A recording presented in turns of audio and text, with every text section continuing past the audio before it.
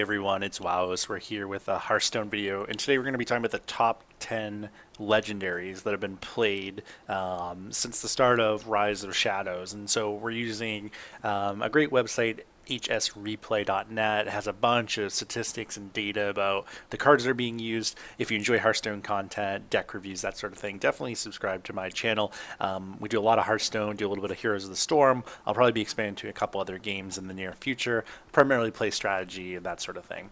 So let's talk about Hearthstone and the top 10 most played legendaries since the new expansion came out, Rise of Shadows.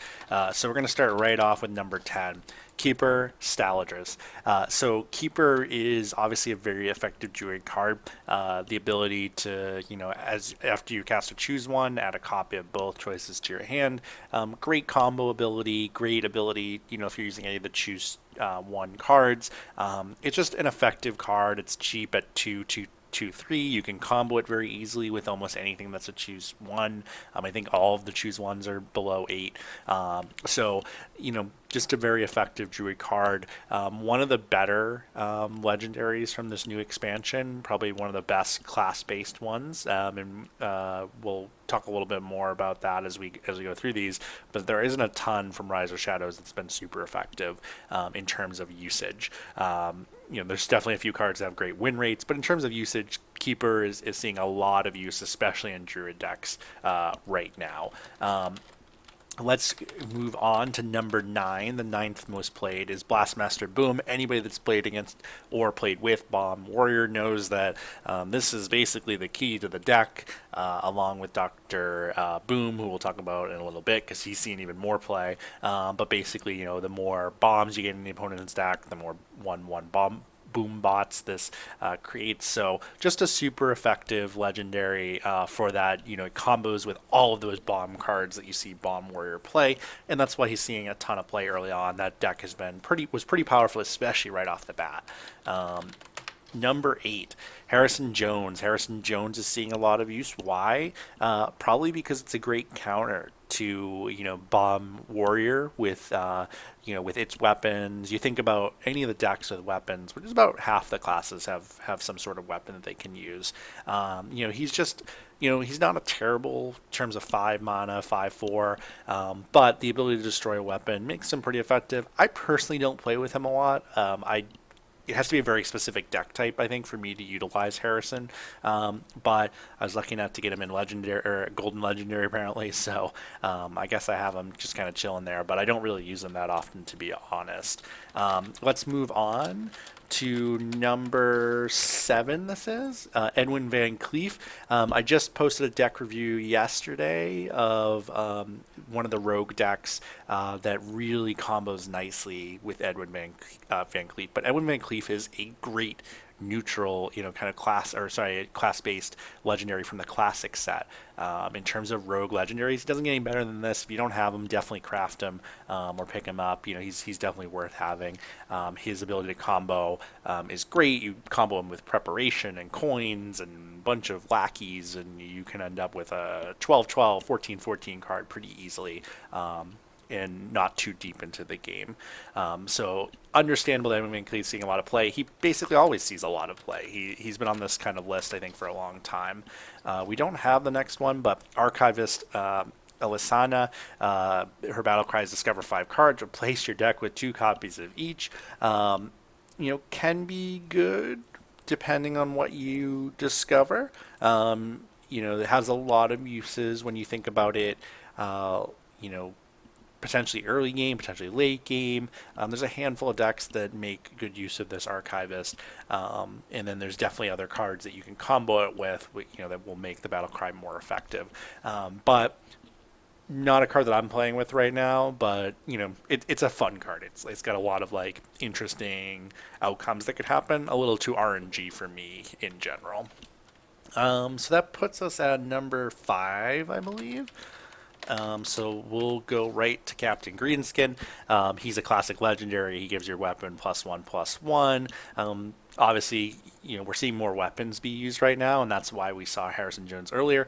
This is why Captain Greenskin is getting used as well. So if you're playing weapon, he can be a really good classic legendary. I don't even have him, but I've never really felt the need to utilize him in a deck. I almost always think there's a better choice than a 5/5/4. Give your weapon +1/+1, but there's some decks that really find it effective.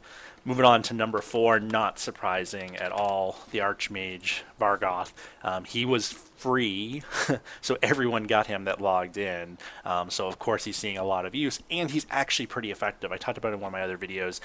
He actually has turned into probably the most effective legendary from this expansion, probably the most played. So he would be the one that everyone would craft if he wasn't given away for free, in my opinion. He's neutral. You can play him with any class. You can combo him very nicely with almost any spell, especially ones that do, paladin spells that give you +1/+1, things that mage spells that do a lot of damage. Almost every deck has some use for him, so definitely understandable at number 4. Number 3, we talked about him already just briefly. Whoops. But Dr. Boom, where is he? Dr. Boom is super powerful because the rest of the heroes rotated out. And so there's only 4 heroes left. And he's one of them, and he's by far the most powerful. I think a big candidate to honestly get nerfed. This rush part of it is really what makes him overpowered. I think the rest of his stuff is good. Like he's a cool hero. He's a great late game thing. I think they need to create heroes for other classes that don't have them in the next expansion. That would be the time that I would expect to see new heroes drop. But especially if they're going to have these folks, if they're going to continue to do heroes, I think every class needs one because it's such a late game boom, literally, for the heroes. So super effective, almost a must-have at this point in terms of crafting.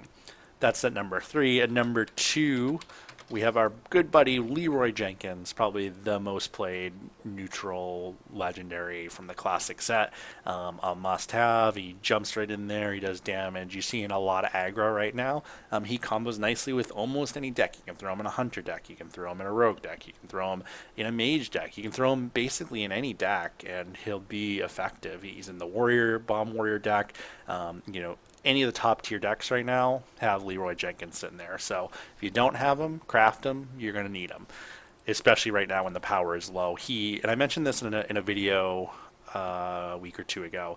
Leroy always gets a ton of use when the 3 sets rotate out when the year changes, because his the power level of all the the power level of the game goes down the fewer expansions that are in the game, and that happens each year. So the game's most powerful at the end of the year when the 3rd expansion for the year comes out, and least powerful at the beginning of the year. So Leroy always gets a huge boom at the start of the year. He's definitely worth having.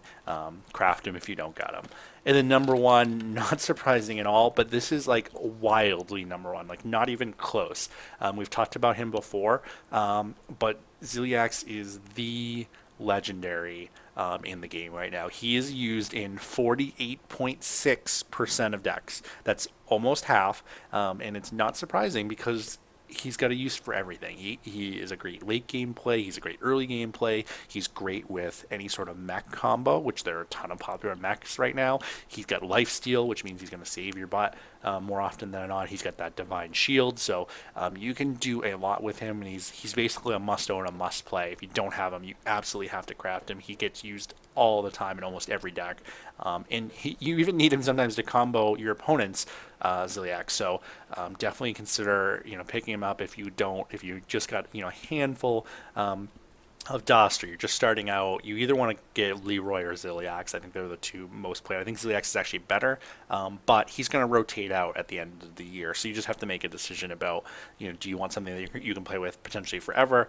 Although I wouldn't be surprised. The other thing I want to throw in people's radar is I do think that Leroy is in danger of being Hall of Famed after this.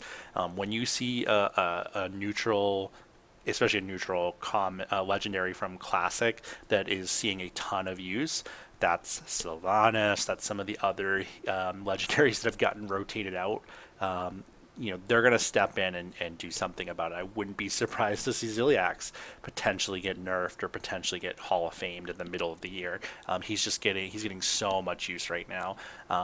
So basically broken in my opinion. I think if they nerf him, what they're going to do is make him a 2/2, and I think that would actually basically throw him down to the 20% use rate. So just my guess in terms of what happens. Wouldn't be surprised to see a nerf here. Wouldn't be surprised to see Leroy.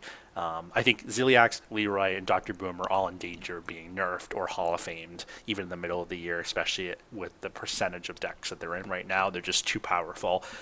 Or you'll see counters come out to these in the next expansion. Really, the only thing that you can counter Ziliax with is a silence, and a lot of people are playing silences right now, which is great. But yeah, really the only thing you can do. But you're gonna at least get hit once because he's got Rush, he's got Divine Shield, he's got Lifesteal, he's got Magnetic. So there's, if you're gonna silence him, you're already gonna get hit by him once. So that's really where we're at. I'd love to hear if you're surprised by any of these, if there are legendaries you expected to see on the list. But these are the top 10 legendaries most played since Rise of Shadows. Hopefully you enjoyed this content. If you do, definitely subscribe to my channel. And we'll have some more Hearthstone content coming out this week. So thanks so much for stopping by.